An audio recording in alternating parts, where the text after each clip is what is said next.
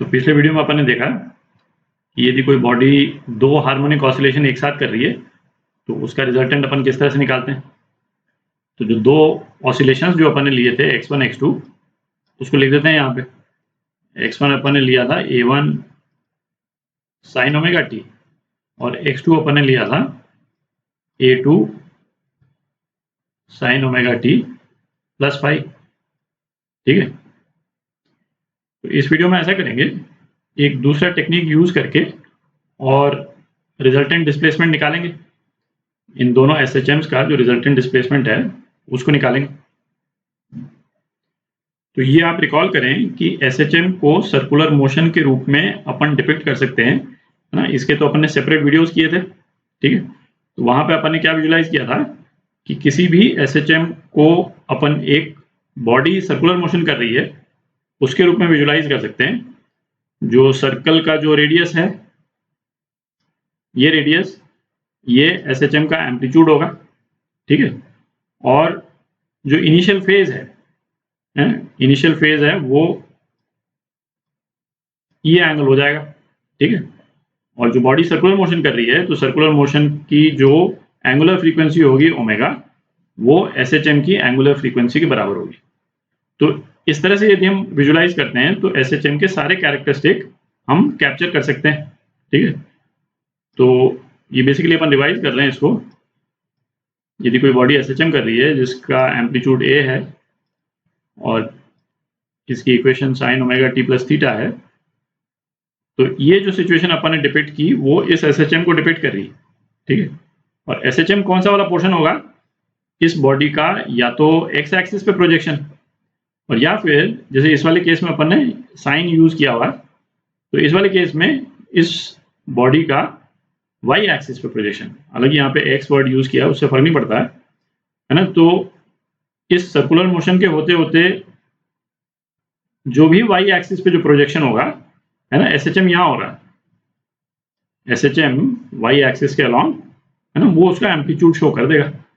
ठीक है, तो जैसे इनिशियली, है ना, t इजिकल टू 0 पे यदि बॉडी यहाँ पे है, ये t इजिकल टू 0 पे बॉडी जो है वो थीटा का एंगल बना रही है x एक्सिस से, तो इसका जो डिस्प्लेसमेंट जो है वो ये हो जाएगा एट t इजिकल टू 0 पे x नॉट। और फिर जैसे जैसे बॉडी रोटेट करेगी तो y एक्सिस पे जो भी प्रोजेक्शन होगा वो SHM का डिस्प्लेसमेंट हो जाएगा। ठीक है, तो इतना तो अपन देख चुके हैं। अच्छा, अब क्या है, इसी SHM को अपन एक रोटेटिंग वेक्टर के रूप में भी विजुलाइज कर सकते हैं। ठीक है, क्या? Rotating vector. तो ये जो नया कॉन्सेप्ट अपन ने लगाया इसमें और अभी तक जो अपन डिस्कस कर चुके हैं उसमें कोई डिफरेंस नहीं है, एक्सेप्ट कि ये जो बॉडी का जो पोजीशन है ये जो वेरी कर रही है, इस पोजीशन को हम एक पोजीशन वेक्टर के रूप में हम डिपिक्ट कर दें। ठीक है, और उस वेक्टर को जिस तरह से बॉडी रोटेट कर रही थी उसी तरह से वो पोजीशन वेक्टर रोटेट करता रहेगा। ठीक है, तो इसका मतलब क्या हो गया कि इस डिपिक्शन में एक थोड़ा सा चेंज हो जाएगा और ये वाली जो लाइन है इसकी जगह पे एक वेक्टर आ जाएगा। ठीक है, मैं बना देता हूँ एक बार।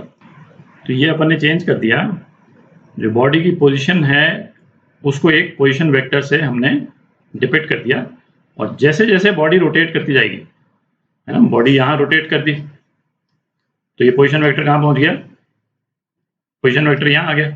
ठीक है, बॉडी रोटेट होकर के यहाँ आ गई तो पोजीशन वेक्टर का क्या लोकेशन हो गई, ये लोकेशन हो गई। तो पोजीशन वेक्टर भी ओमेगा की एंगुलर वेलोसिटी से इस तरफ घूम रहा है। तो सेम ये वाली जो इक्वेशन है इसको हम इस पोजीशन वेक्टर से भी डिपिक्ट कर सकते हैं। ठीक है, सिंपल, ये कोई एडिशन नहीं हुआ है कॉन्सेप्ट में। जो सर्कुलर मोशन का कॉन्सेप्ट था, है ना, एग्जैक्टली सेम चीज है, कोई डिफरेंस नहीं है ना। और जो पोजीशन वेक्टर का जो प्रोजेक्शन है वाई एक्सिस पे वो इसका एम्पलीट्यूड दे देगा SHM का। तो अब आप बोलेंगे इसका फायदा क्या हुआ, तो फायदा अभी क्लियर हो जाएगा जब हम इन दोनों SHMs का रिजल्टेंट जब कैलकुलेट करेंगे तो अब हमको क्या करना रह जाएगा, वेक्टर एडिशन करना रह जाएगा। ठीक है, तो वेक्टर एडिशन कर देंगे तो हमारे पास में रिजल्टेंट SHM जो है वो आ जाएगा। ठीक है, तो करते हैं।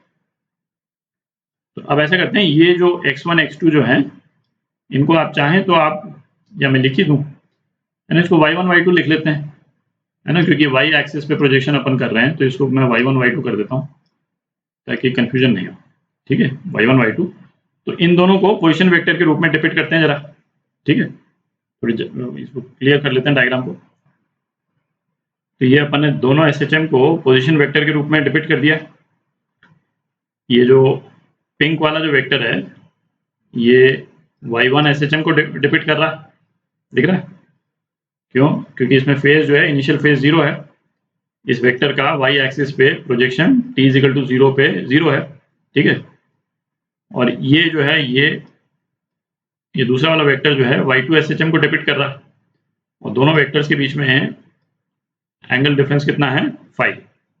t इज इक्वल टू 0 पे आप देखें तो y2 की पोजीशन जो है वो ये पोजीशन है। ठीक है, अच्छा, दोनों वेक्टर जो हैं वो ओमेगा की एंगुलर वेलोसिटी से घूम रहे हैं। ये पिछले वीडियो में भी मैंने कहा था कि इस तरह से जो अपन ये जो ऐड करते हैं, दोनों SHM तभी बनता है जब दोनों हार्मोनिक ऑसिलेशंस सेम फ्रीक्वेंसी के हों। सेम फ्रीक्वेंसी के नहीं होंगे तो SHM नहीं बनेगा, कुछ और बन जाएगा, वो भी ऑसिलेशन होगा पर वो SHM नहीं होगा।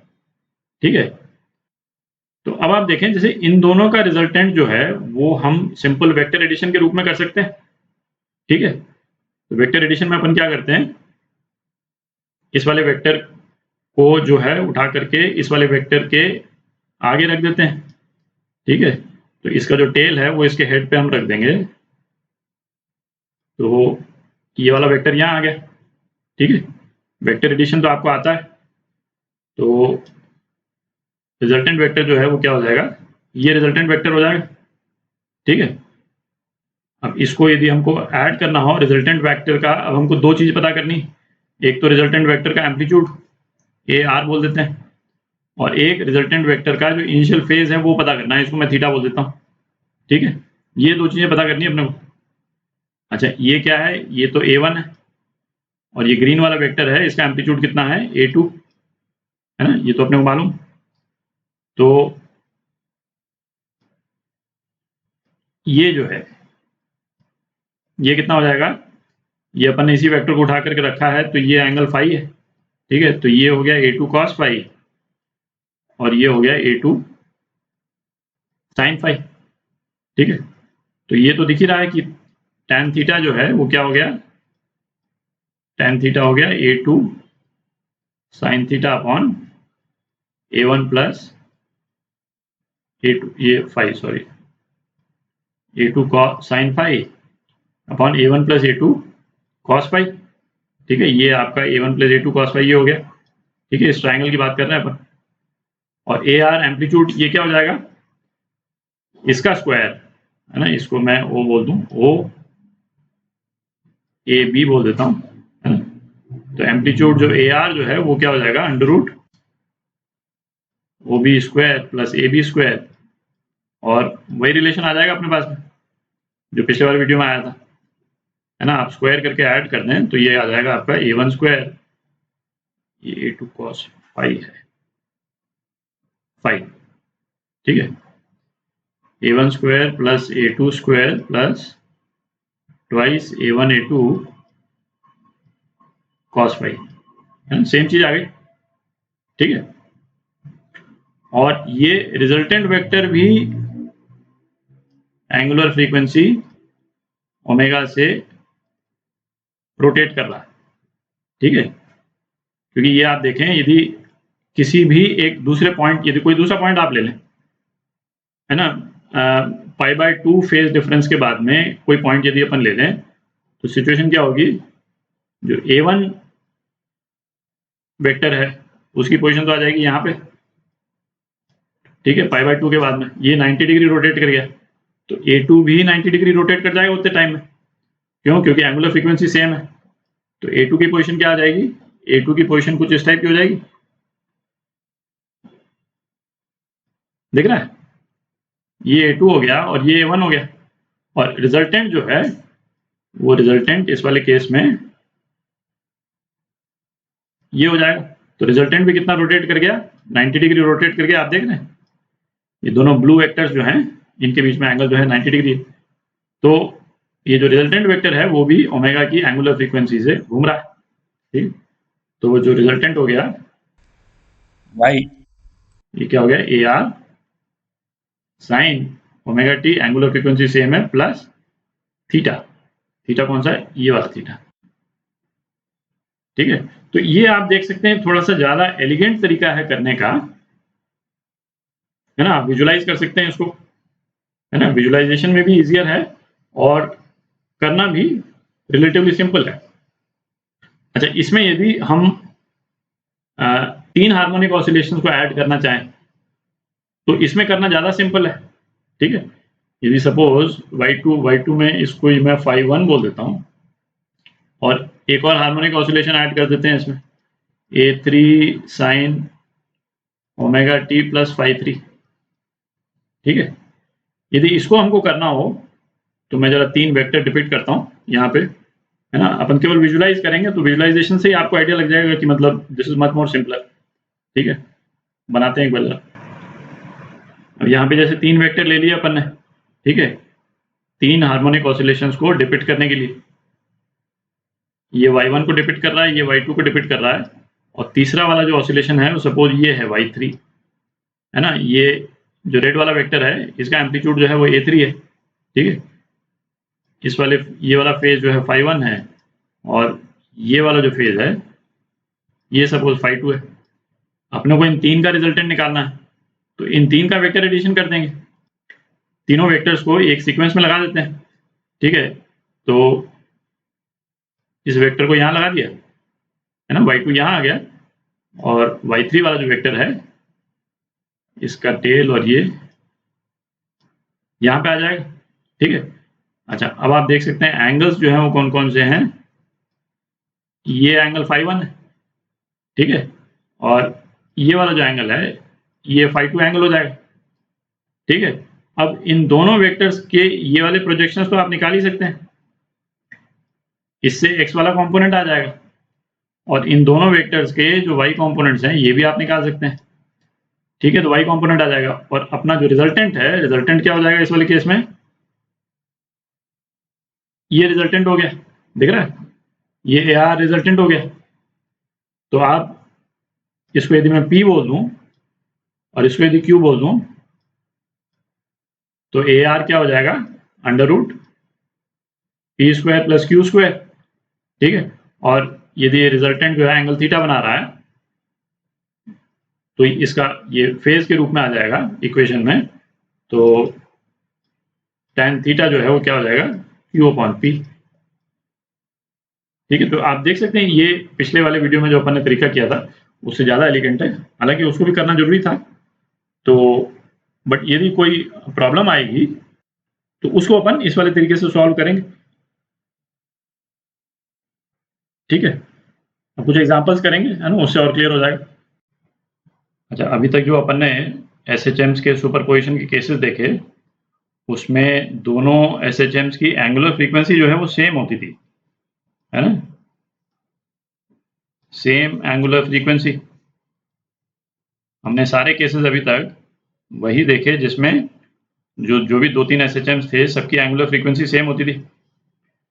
तो जैसे सपोज 2 केस अपन ले लें कि A साइन ओमेगा टी और y2 यदि A sine omega T plus phi है ना। इसका केस अपन ने इसी वीडियो के शुरू में देखा था। तो ये y1 हो गया, ठीक है, और ये सपोज y2 हो गया यदि ये फाई है तो, और रिजल्टेंट हमने क्या देखा, ये पैरेललोग्राम लॉ ऑफ वेक्टर से ये रिजल्टेंट आ जाता है, ठीक है। इसको yr बोल देते हैं, y1 y2 और ये yr। अच्छा, अब आप देखें ये वाले जो वेक्टर्स हैं ये तीनों वेक्टर्स की एंगुलर फ्रीक्वेंसी सेम है, इसकी ओमेगा है, इसकी ओमेगा है, और इसकी भी ओमेगा है, ठीक है। क्यों, क्योंकि इनका जो नेट रिजल्टेंट जो आता है, रिजल्टेंट क्या आता है, 2a cos phi by 2 sin omega T plus 5/2। तो ये दिख ही रहा है कि ये एक एसएचएम है जिसका एम्पलीट्यूड ये है, कांस्टेंट है, ये वाली पहली वाली टर्म, और ये इसका वेरिंग वाला टर्म है जो कि ओमेगा की एंगुलर फ्रीक्वेंसी है जिसकी, और वेक्टर फॉर्म में डिपिक्ट करेंगे तो ये रिजल्टेंट भी जो है ओमेगा की फ्रीक्वेंसी से घूमेगा। ठीक है, अब आप देखें इसमें यदि y1 जो है यदि घूम करके यहाँ पहुंच जाता है कुछ टाइम के बाद में, तो y2 जो है वो घूम करके यहाँ पे कहीं पे आ जाएगा। मेन पॉइंट ये है कि इन दोनों के बीच में एंगल जो है वो कॉन्स्टेंटली फाई मेंटेन रहेगा। ठीक है, तो इतने टाइम पीरियड में जो इनका रिजल्टेंट है वो भी कोरस्पॉन्डिंगली इस तरह से घूम जाएगा। ठीक है, इन द सेंस कि यदि जो ये जो पिंक वाला जो वेक्टर है, सपोज ये थीटा से रोटेट करता है, तो ये जो रिजल्टेंट वेक्टर है वो भी थीटा से ही रोटेट करेगा। ठीक है, एंगुलर फ्रीक्वेंसी सेम है तो थीटा से रोटेट करेंगे। अब ये केस देखते हैं कि यदि इन दोनों एसएचएम्स की एंगुलर फ्रीक्वेंसी सेम नहीं होती तो क्या होता है, तब भी हमको क्या एसएचएम मिलता है या कुछ और मिलता है ना, उसको देखते हैं। तो अब अपन क्या केस देख रहे हैं, दो एसएचएम जिनकी एंगुलर फ्रीक्वेंसी डिफरेंट है। ठीक है, तो दो एसएचएम लेते हैं, y1 is equal to A sine omega T ले लिया, और y2 ले लेते हैं अपन A sine 3 omega T plus phi ले लेते हैं। अब इसको वेक्टर फॉर्म में ड्रॉ करते हैं पहले। जब इस केस में यदि अपन y1 y2 को डिपिक्ट करेंगे तो t इज इक्वल टू 0 पे तो सिचुएशन सेम ही रहेगी, t इज इक्वल टू 0 पे तो यही सिचुएशन है, ये y1 है, ये y2 है, और इनके बीच में एंगल जो है वो फाई है। इसमें डिफरेंस कहाँ आ रहा है, y1 रोटेट कर रहा है ओमेगा की एंगुलर फ्रीक्वेंसी से, और ये y2 जो है वो रोटेट कर रहा है 3 ओमेगा की एंगुलर फ्रीक्वेंसी से रोटेट कर रहा है। ठीक है, तो अभी जो पिछले वाले केस में अपन ने देखा था कि यदि थोड़ी देर बाद में y1 की पोजीशन ये हो जाती है और y1 घूम जाता है एंगल थीटा से, तो y2 भी घूम जाता था एंगल थीटा से ही, क्योंकि इसकी एंगुलर फ्रीक्वेंसी सेम होती थी। पर अब y2 तो कहीं और पहुंच जाएगा, आप देख रहे हैं भाई y2 तो 3 टाइम्स है ना, तो इस एंगल का 3 टाइम्स, तो ये y2 तो यहाँ पे कहीं पे पहुंच जाएगा, आप देख रहे हैं। तो इसका जो नेट रिजल्टेंट जो है वो इस वाले वेक्टर का और इस वाले वेक्टर का नेट रिजल्टेंट होगा, वो कहीं पे बनेगा, आप देख रहे हैं। तो इसका मतलब क्या, जो रिजल्टेंट वेक्टर जो है वो किसी एक स्पेसिफिक फ्रीक्वेंसी से घूम नहीं रहा है। अच्छा, इस केस को यदि अपन मैथमेटिकली डिपिक्ट करें तो क्या आएगा उसको भी देख लेते हैं। तो y यदि अपन इनका ट्रिग्नोमेट्रिक एडिशन करेंगे तो क्या आएगा, 2a sine a plus sine b। Sine a plus sine b क्या होता है, sine a plus b by two cos a minus b by two, है ना, आगे 2 लग जाता है, तो 2 अपन ने लगा दिया है sine a plus b by two, तो ये क्या आ जाएगा 2 omega T plus 5 by two. ठीक है, और cos a minus B by two या b minus A by two, है ना, फर्क पड़ता नहीं कॉस के केस में, तो ये आ जाएगा omega T plus 5 by to. अच्छा, अब ये देखें आप, इसमें जैसे इस वाले केस में ये वाली टर्म जो है वो तो प्योर कांस्टेंट आ गई थी, इसमें ये दोनों टर्म्स वेरी कर रही, ये वाली टर्म भी वेरी कर रही है और ये वाली टर्म भी वेरी कर रही। ठीक है, यहाँ पे 2 ओमेगा टी आ रहा है और यहाँ पे ओमेगा टी आ रहा है, तो ये वाला जो एक्सप्रेशन जो है ये एसएचएम नहीं है ना, this is not an SHM. अच्छा, इसको यदि अपन देखना चाहें कि ये ग्राफ के फॉर्म में, है ना, इसका वेरिएशन होगा कैसे, भाई एसएचएम तो हमको मालूम है कि भाई एक साइन वेव बनती है सिंपल, इसको यदि हम डिपिक्ट करेंगे ग्राफ में तो सिंपल साइन वेव बनेगी। इसका डिपिक्शन जो है वो किस तरह का होता है ना, उसको देखते हैं। एक एग्जांपल बना रखा है मैंने, तो ये आप देखें, है ना, इस वाले केसेस में जो दो एसएचएम अपन ने लिए हैं दोनों का एम्पलीट्यूड भी डिफरेंट ले लिया। ठीक है, सेम एम्पलीट्यूड भी लेते तब भी वो नॉन एसएचएम के फॉर्म में ही आता, और मेन पॉइंट क्या है, एंगुलर फ्रीक्वेंसी डिफरेंट है। ठीक है, तो ये आप देख सकते हैं ये मोशन है पीरियोडिक, इन द सेंस कि जैसे ये वाला जो मैक्सिमा है बार बार रिपीट हो रहा है, दिख रहा है, एक पर्टिकुलर फ्रीक्वेंसी से रिपीट हो रहा है। तो जैसे ये है, ये भी रिपीट हो रहा है, ये भी पीरियोडिकली रिपीट हो रहा है, दिख रहा है। पर ये एसएचएम नहीं है, पीरियोडिक मोशन जरूर है पर ये एसएचएम नहीं है, ठीक है।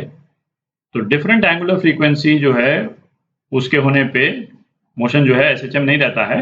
डिफरेंट एंगुलर फ्रीक्वेंसी अपन जब वेव्स एंड ऑसिलेशंस करेंगे तो उसमें उसका डिफरेंट फ्रीक्वेंसी का एक स्पेसिफिक केस करेंगे, है ना, उसको बोलते हैं बीट्स बोलते हैं, ठीक है। आपके सिलेबस में भी है, जेई के सिलेबस में, तो वहां पे थोड़ा सा उसको और डिटेल में डिस्कस करेंगे।